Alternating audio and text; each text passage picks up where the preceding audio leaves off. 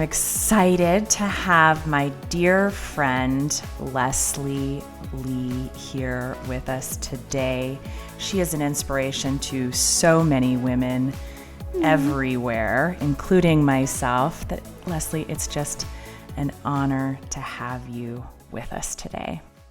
Oh, thank you so much, Carrie. That was a great introduction. I love it. Yeah, well, I have had the awesome pleasure of getting to know you over the last few years, and I love the change you're looking to make in your own industry, but also I just love who you are as a mother, as a wife, as a friend, and I know that there are going to be all kinds of little nuggets today that our listeners will benefit from. So with that being said, talk to us a little bit about what your current mission is, Leslie.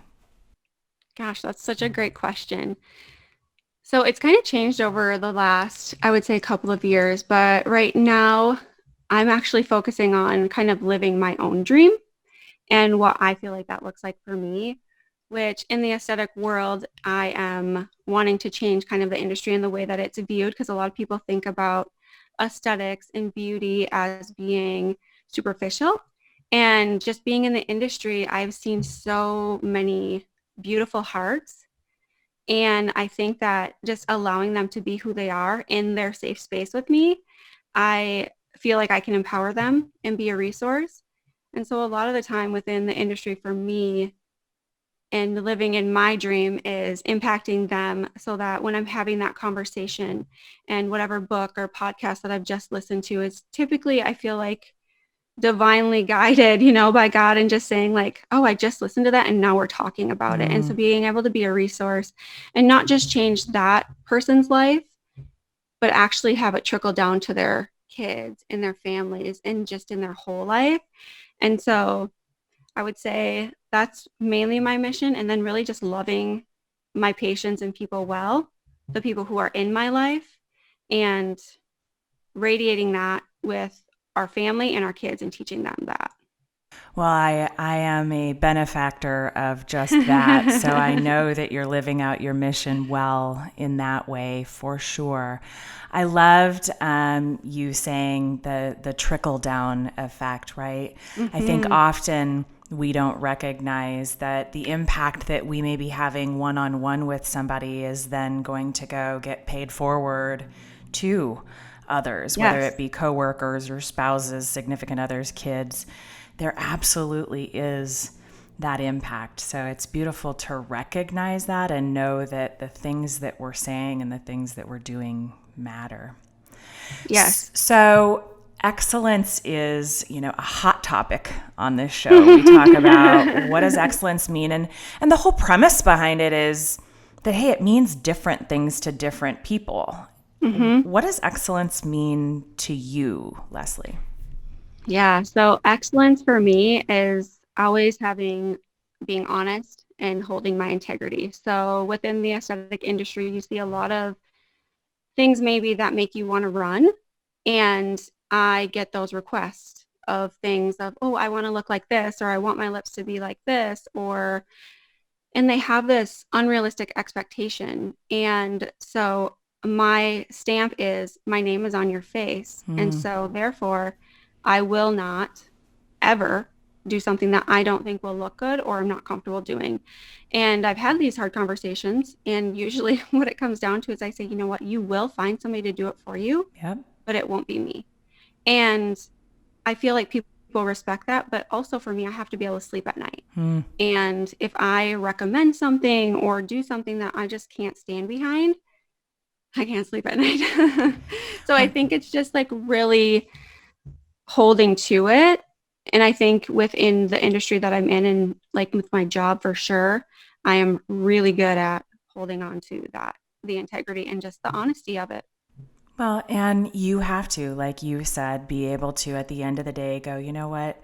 I did what I know personally is right. And by the way, that looks different to different people too, right? But I think oftentimes because of that, we get drawn into other people's plans. We have to Yes. define what that means to us. I love that you've defined it in that way, and that's how Yes. you can measure yourself. You can check yourself. Hey, did I do this right? Yes. Did Yep. I hold through?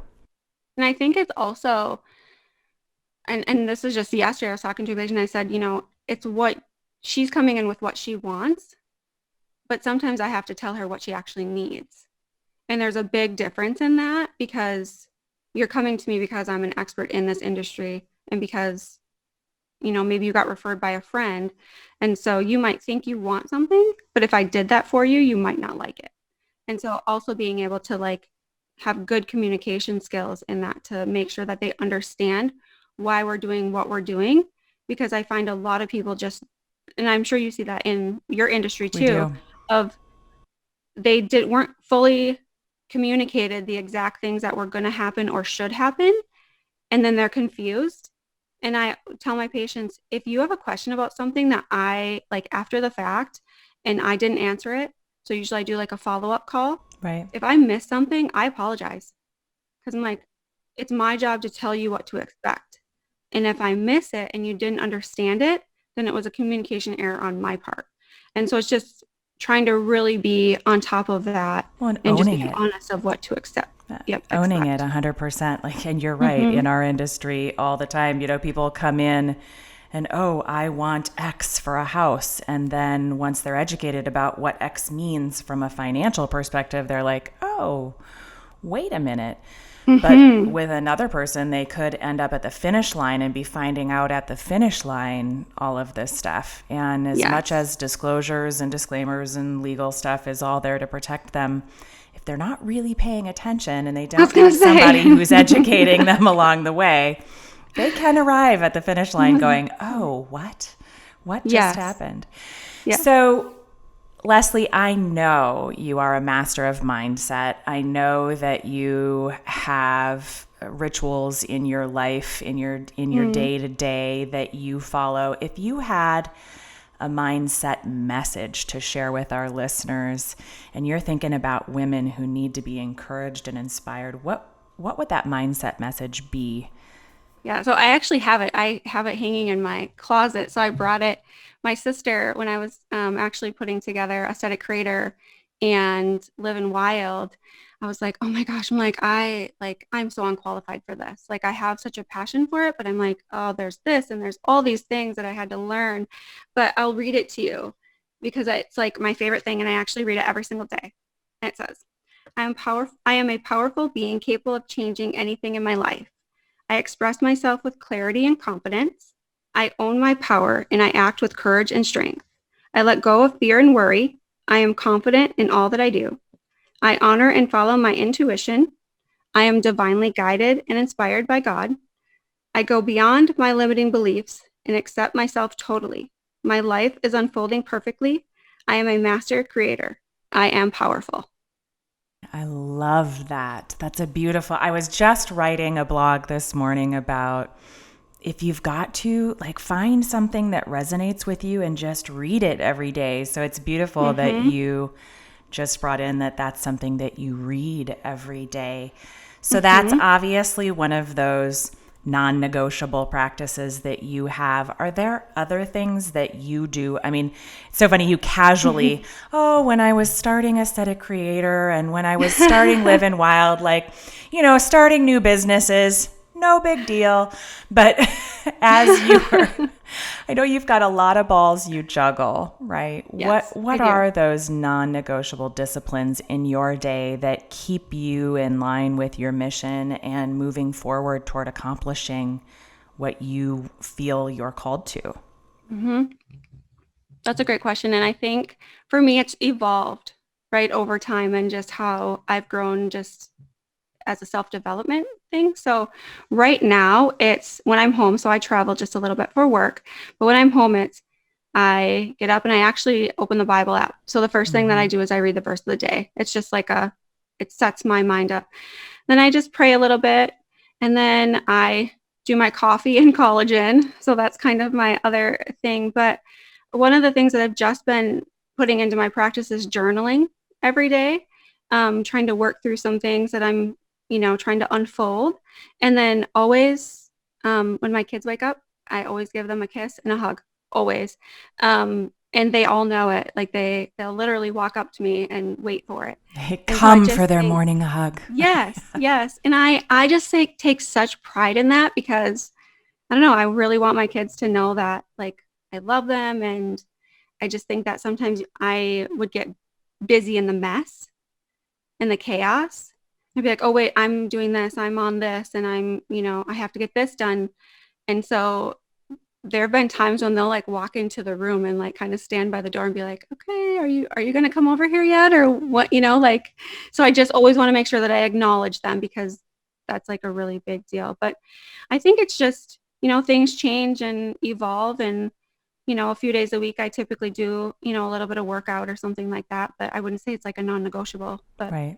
yeah. But the non-negotiables that you mentioned are what set up your day, and I love that you focused on the beginning of the day. I know you have some stuff at night too, but I love that you said, "Hey, this is the very first thing I do," and it kind of sets my mind for the day, right? I think that Yes. is a huge driver for those that I've interviewed and many others that I haven't, that you talk to, that they set their day up right at the very beginning. So having that morning practice is beautiful. Yes. Let's Yep. talk a little bit about why, right? Like what your why in Oh my life goodness. is and how Yeah. you maybe discovered it. And I know you already alluded to the fact that, hey, things kind of change over time and they evolve. Mhm. And so I'm certain that Mhm. that has as well. Mhm. But when did you discover your why?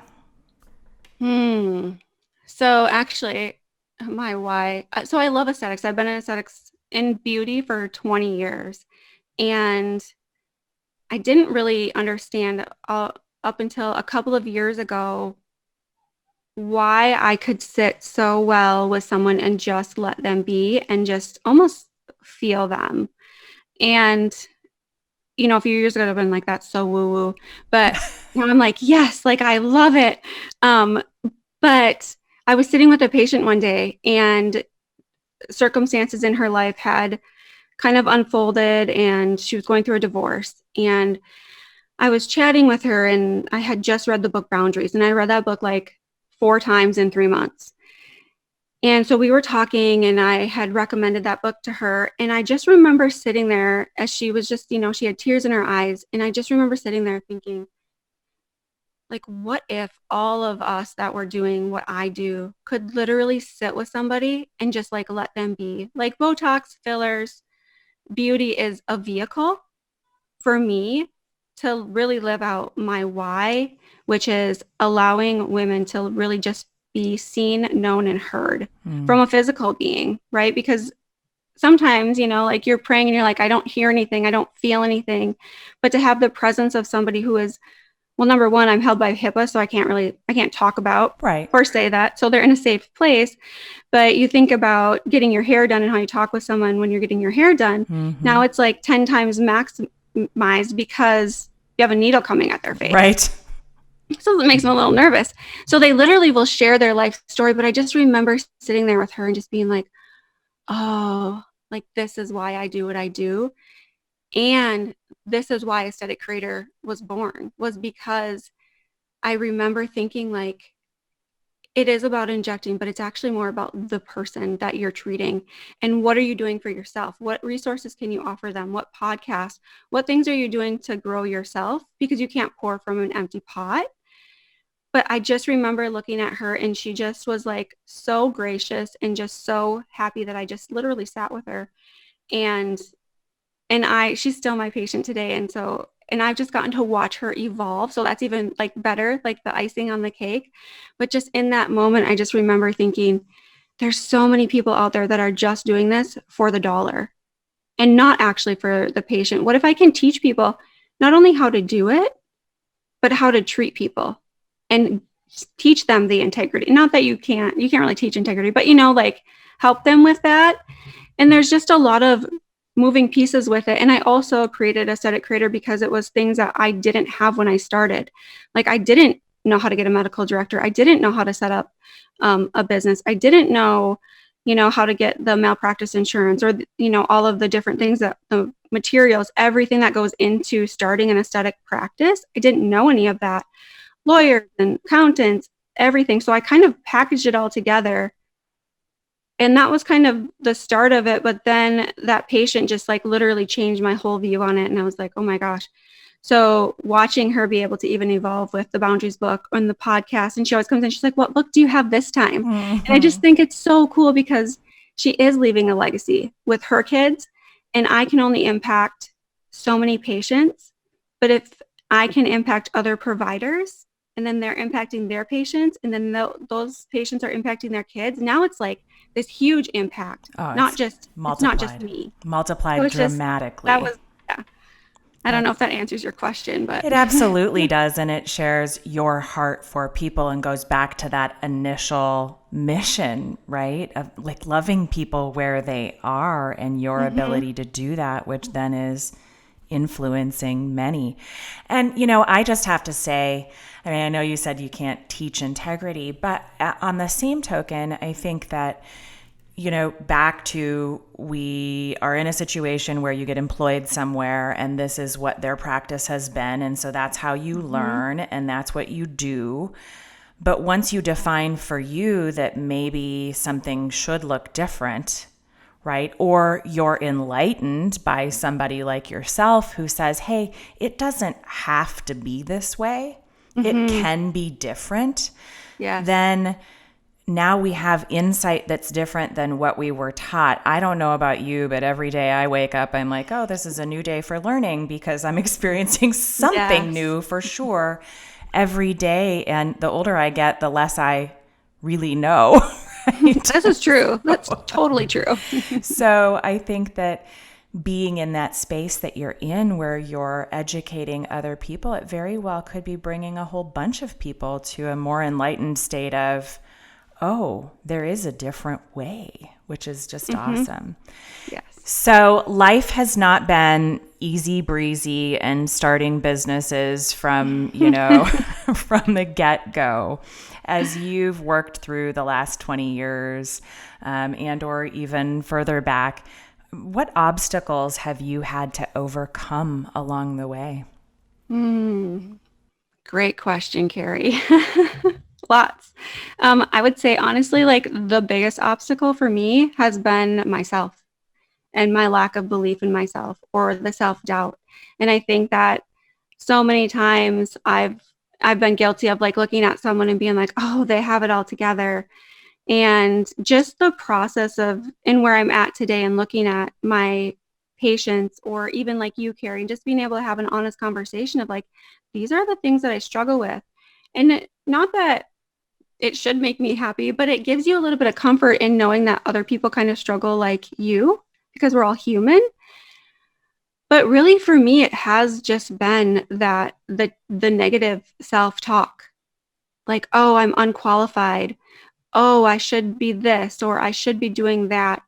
And so really I've had to, hold captive my thoughts, like really. And And that's how I've been able how to. have you done that specifically? So I know there are a variety of, we already talked a little bit about like setting Yep. up your day right and opening up the Bible app right away and, reading the statement that you read, now adding journaling to that. I assume that those three things are things that you do, but are there other ways or other things you learned in terms of shifting that? Yes. I actually had to learn my triggers, which was super endearing and hard because there's certain things that like it must be nice. That is probably one of my biggest like frustrating comments from somebody or you're so lucky. Because I don't necessarily believe in luck, but the it must be nice is something that started when I was young. And so anytime somebody, and it was always in like a negative context, right? Like, oh, it must be nice to, or that's the way I took it. And so then like fast forwarding through life, when someone would say that, I would take it as like, oh crap, should I not be doing that? And I really like had to sit back and I actually wrote a long chapter on it, but just on the "it must be nice, you're so lucky," those were my trigger things that I really was allowing somebody else to have an impact on my mind versus me saying, you know what? Yes, yes, it is nice. And I have worked really hard for this and it's okay versus, oh crap, I'm offending them. I make them uncomfortable. It must be nice. And so when I would hear that, it would just like send me down a hole. And so I had to learn, those are the two triggers that I've really had to work through a lot. So I Sounds like think owning knowing, success too. yes, Just owning the yes, yes, reality of, hey, yeah, I've worked really hard for this and I've gotten to this space and I'm not going to accept that as a negative thing. But I loved what you said as you kind of stepped back and rephrased it for yourself around, or I took it that way, yes, because often the things that we receive, those triggers as you labeled them, they weren't intended that way by the giver, right? We just correct. received them that way Yes. because of whatever we've got going on in Mm-hmm. our own head. But as women in particular, I think that learning how to embrace our success and own it, and not in a flaunty, showy way, Correct. clearly in a with all humility and grace given to God. For I know the two of us that, hey, with absent Him, I've got nothing. So, but to own that I've got this with confidence, right? Yes. Yes. Yep. Totally, totally true. Yeah. So that would be a big thing with the mindset, all of that is just knowing your triggers. Because a lot of times you don't even recognize that it bugs you. And so just stepping back and saying, okay, yep, when my husband says this, or when my kid says this or does this, it's like, why is that triggering something in you? Because it's your deal. And how do you work through that? So, and I think the first step is really just figuring out Thinking what that about it, is. right? Mm-hmm. Paying attention to what's setting you off, right? Yes. Paying attention to when you're upset. What just happened there? That's Yes. interesting. Yes.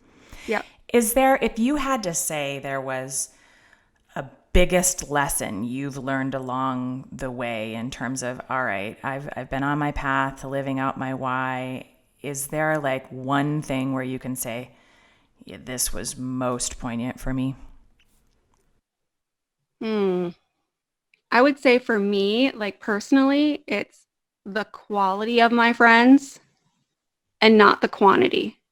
Because I always was like, oh, they have so many friends. And I felt like I didn't necessarily. And not deep friendships, I would say, that I would feel comfortable sharing my big struggles with. And I've really gotten to the place where that lesson of the quality of your friends who would literally drop anything for you and you would do the same for them. And there's that mutual like love and respect. I think like that is something so to be cherished versus getting into all of the craziness of social media and this person said this and this person said that. And for me, like I don't read a lot of the negative at all. I just don't. Um, because I choose not to. Because I could come to you, Carrie, and say, you know what, like this really bothers me and it's a personal thing. This is bothering me from me. And I would expect that you would, like sit and listen and maybe give me some advice, right? Versus going to social media for an opinion. It just, I think for me, that's been one of my biggest things of just, it's okay to just have really good quality friends and not have a million acquaintances that really don't care about you. And you can still love those people well.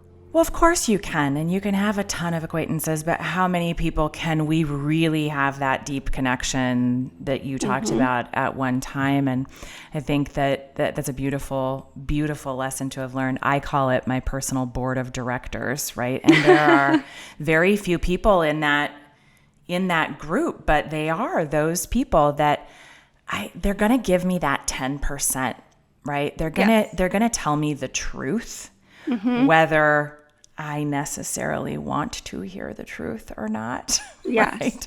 Yes. Strong-willed woman over here. But it's important to have that too. Not they're there to listen and to advise, but also, not to just give confirmation bias. And I agree. I think that on social media and Mm-hmm. other platforms, that's just, we're either looking for one or the other. Either confirmation bias, where it's just like, oh, agree with me so that I can feel good. Right. Or on the other side of that, creating animosity, Yes. engaging in debate, Yes. right? Yes. So I think that that's a beautiful, beautiful lesson to learn. And we need to hold on to those people, especially in the midst of a very public type career, right? Mm-hmm. Like you Yep. have, where Mm-hmm.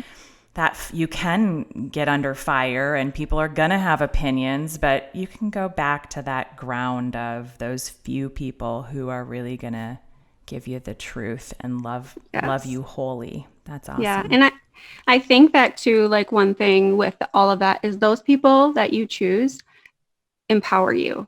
And I think they help you do you, because I do believe that we all have our own, spirit leading where we can own ourselves and make our own decisions. And so I think sometimes, like for me with the self doubt, it was, oh, I don't know. I don't know. And so being able to own that and not be seeking it outside from other people has been a really huge thing. But then also being able to have these relationships where I actually trust the person that's giving me the feedback. And it's usually, in a loving manner and empowering typically. Yeah. Well, I think that that in itself is a lesson, right? Surround yourself with people who are going to empower you. There's this Mm-hmm. thing about grace that comes along with truth, right? Yes, yes, that's true. Um, and it's a gift to be able to deliver feedback that way. But Mm-hmm. man, we have way too many critics already, especially the ones like you said inside our own heads, right? We don't So I need always more. say, yes, yep, yep. One of my um, favorite things actually about you, Carrie, is the first time I met you, Jacob and Dan had, like talked and known, and we had you guys over for dinner. And I remember our conversation was like so funny for me. It's like yesterday. And you came in and we were chatting and like, it's the typical conversation of like, what do you do? What do you do? And then it was like, you were telling me and then I would tell you a little bit and then you would tell me a little bit more. And we had this like just very interesting conversation for me that I just sat back and was like, oh my gosh, like she gets me. Like she totally gets me. And I just thought like, what cool thing of like how we just kind of, you know, met and kind of came together, but also just like how we both have a lot of different things going on and there was like no judgment. It was like, oh, it's okay, like you can have your things, it's okay. And I remember thinking like, dude, I don't feel like this with a lot of people. I usually just kind of sit back and don't say, this is what I do and then that's it. I don't share much more. And so it was just like such a freeing thing for me when I first met you. So I love I that. just mhm. I love that story. That's I think that when you find people that are part of your tribe, right? Mhm. I do. You can recognize it and you can feel if you get in tune to that, like, hey, this is the type of person that I want speaking into my life Hmm. because you feel that connection like that. So Yes. that's Yes. beautiful. Is Hmm. there anything, Leslie, that I haven't asked you that would be important from your heart to share with women who may be listening that need to be encouraged or empowered? Yes. I think the main thing for me is that I struggled and still struggle at times with feeling clarity and I get frustrated with it. And usually clarity leads to inaction because you don't know which way to go. And one thing that I found is that you have to take action in order to get clarity. And I believe that I do not serve a passive God. So typically, it's you have to take the step first before the next step is revealed.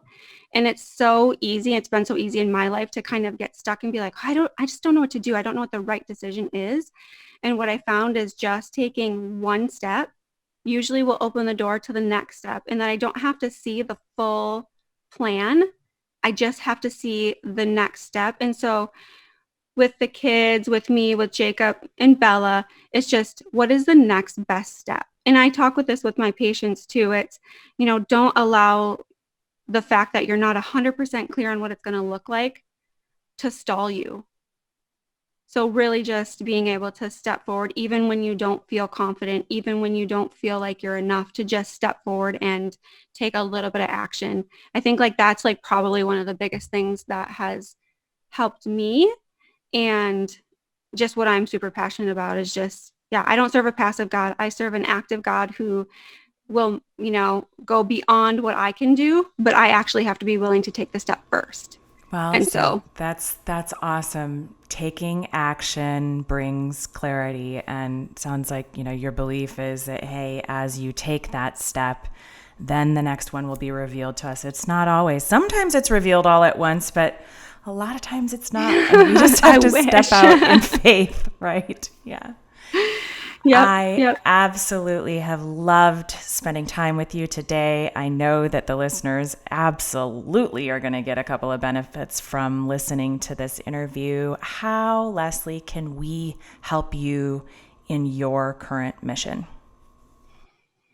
Honestly, like this sounds probably really cliche, but it's honestly loving other people well.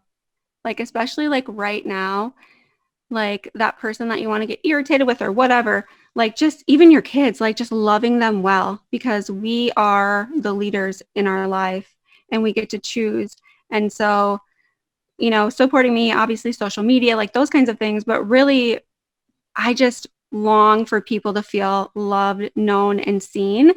And so, in the midst of all of everything that you have going on in life, work, kids, all of those things, to just sit back and say, how can I love somebody well today is like helps me and my heart. So that would be like my thing, just and it could be anything, buying somebody's coffee or smiling at somebody or giving them, just a little words of encouragement, because I just think that at the end of the day, like that's what you're going to be held accountable for, is how you loved other people. And so supporting me is really because I do believe that women should be loved well. And so just giving them the space to be who they are. I absolutely love that. So you heard it here, folks. Love others well. Go do that today. Thank you, Leslie, for being with Thank us. you.